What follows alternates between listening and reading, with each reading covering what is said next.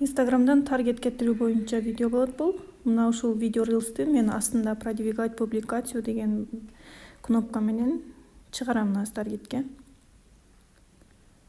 Бастым. Киргенден кийин цельди танда дейт. Больше сообщений, больше посещений сайта, профиля. Профилге кирип адамдар көрө алат, охват кылса болот профилди. Посещение сайта деген сайт бар болсо сайттын ссылкасын коюп сайтка өткөрсө болот караган адамдарды. Сообщений деген жерде WhatsApp'ты улап же директке сообщение жазуу боюнча кетирсе болот. Мен азыр WhatsApp'ты уланган, WhatsApp'ка тийгизип атам. Түздүп атам.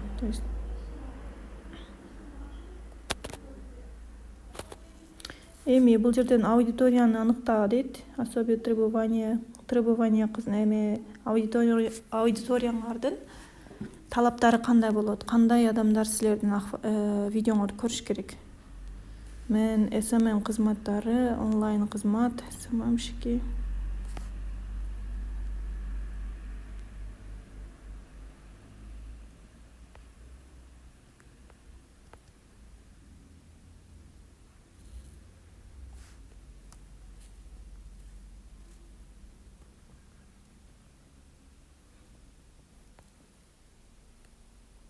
Мен SMM кызматы деген аудиториямды мурда даярдаганмын. Булар менин мурда кылгандарым. Азыр бирөөсүнө кирип, мен только Бишкекке таргет чыгарамын деп бул жактан оңдоймун. Редактировать аудиторию деген ушул жактан местоположенияларды өзгөртөбүз азыр кирип. Мага бир гана Бишкек керек. Мен булардын баарын аты менен кыламын.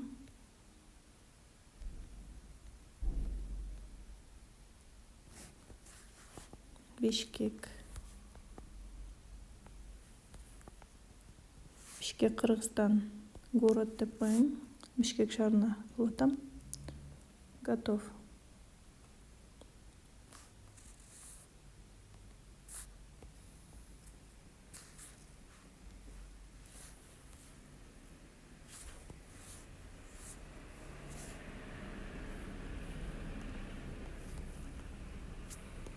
Бишкек, город Бишкекке койдум.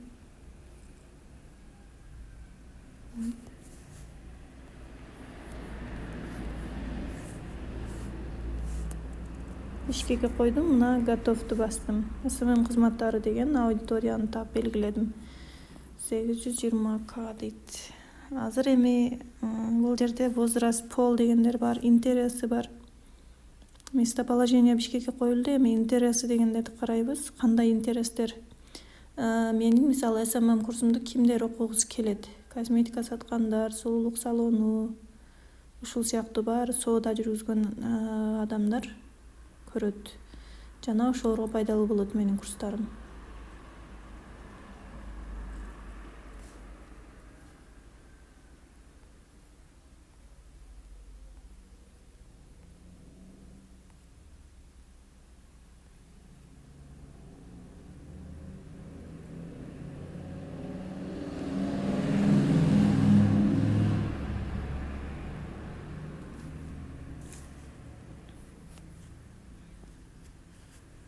Онлайн школалар деле окуп үйрөнсө болот мисалы муну.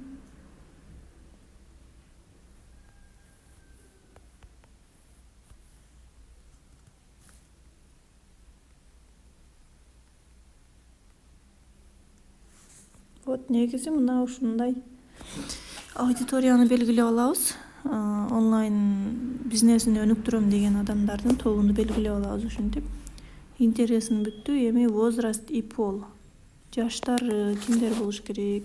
Полу аялдарбы, эркектерге кыласыңарбы? Мен женщина дедим дагы, аялдарды. Может 50 жашка чейинкилерди коюп турайын. Андан ашыгы деле көп деле кызыкпайт. SMM жумушуна. Готов. Жашыны, полду койдум. Эми готов деп дальше кийинкиге өтөбүз.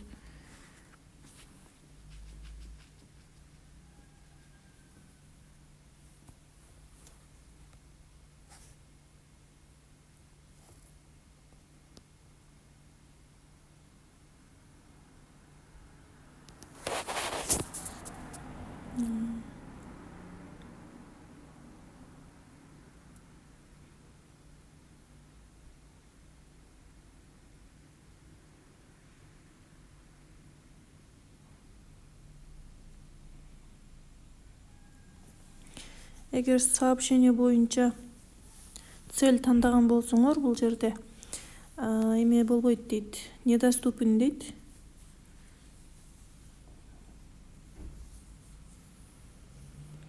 Интерестерди койгондун кереги жок дейт. Эгер силер больше сообщений деген максатты, цельди койгон болсоңор дейт.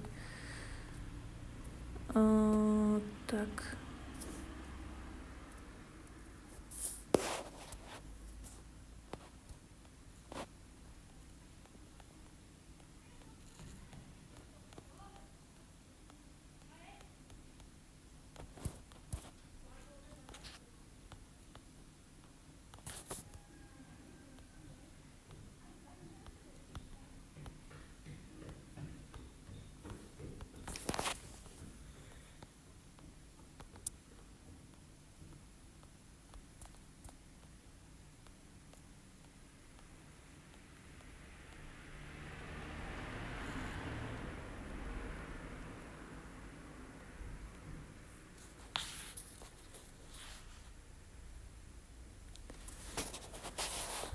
Так, мына больше сообщений деген учурда биз интерестерди тандабай эле койсок болот экен. Местоположение Бишкек кылдык, возрастты жаздык.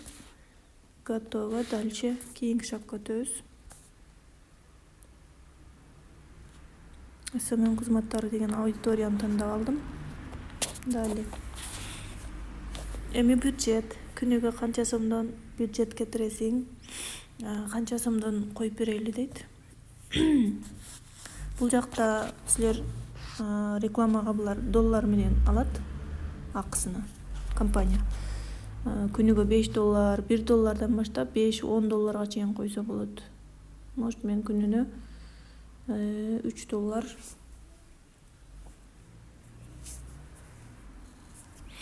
$3 коюп турайын. 6 күн дейт.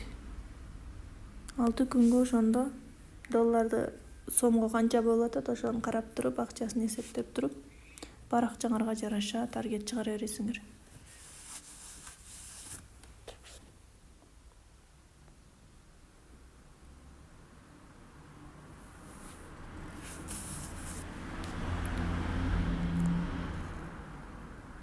Вот мына бул ден деген жерде канча күнгө коесуңар, ошону карайсыңар. Мен 5 күнгө койдум. Күнүгө $3 алып турат.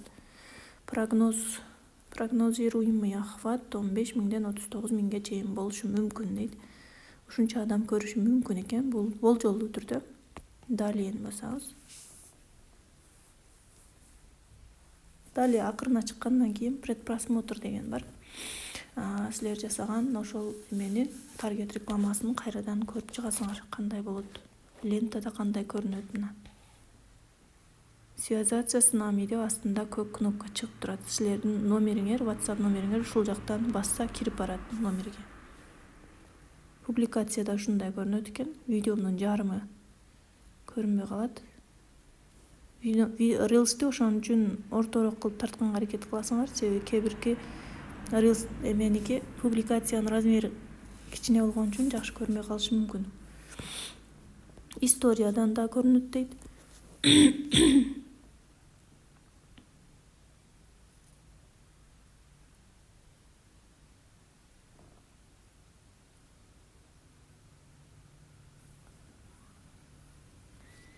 Историяда мындай көрүнөт экен. Мына астында связаться с нами деген өзүңөрдүн WhatsApp ссылкаңар чыгып турат.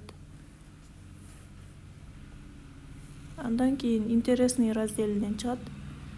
Интересныйда мындай эле болуп чыгат деп көрсөтүп турат. Астында кнопкасы менен кошо чыгат. Андан кийин Reels'терден чыгат экен. Reels'те мындай болуп чыгат рекомендациядан. Астында связаться с нами деген кнопка дайым чыгып турат.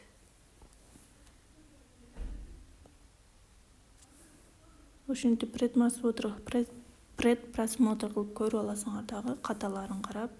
Тексттер туура жазылдыбы, анча-мынча каталарын дагы бир кайра карап туруп, анан кийин таргетти чыгарасыңар. Предпросмотр бүткөндөн кийин цель объявления деген карап текшерип аласыңар. WhatsApp'ка сообщение жазуу боюнча мен кошконмун. Аудиториясыны точно ошол силер койгон аудитория жазылганбы, муну да текшерип окуп аласыңар. Бюджетти карайсыңар, 5 күнгө $15 иштелет экен менде. Способ оплаты деген жерде силерге, эгер силер биринчи жолу таргет чыгарып аткан болсоңор, анда бул жерге мына экран чыкпай эле эмени чыгарыш керек болот эле. Картаны ула деп чыгарып калат, добавить карту деп, способ оплаты добавить деп чыгып калат. Анан ошол жерде виза же башка картаны улаш керек болот. Мына изменить деген жака кирип туруп, мен башканы өзгөртүп алсам болот. Азыр менде ушул карта даяр экен. Ушул картадан эле мен жөнөтө берем. Закрыт кайра чыгам.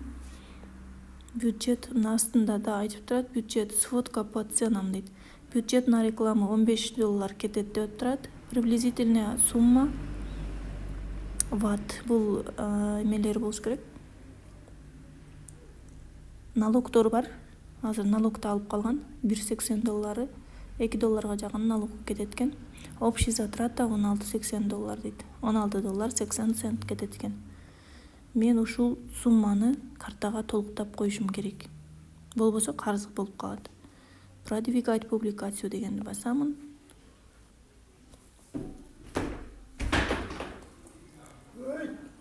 Ата кең. Мына реклама чыгат. Азыр проверкада турат.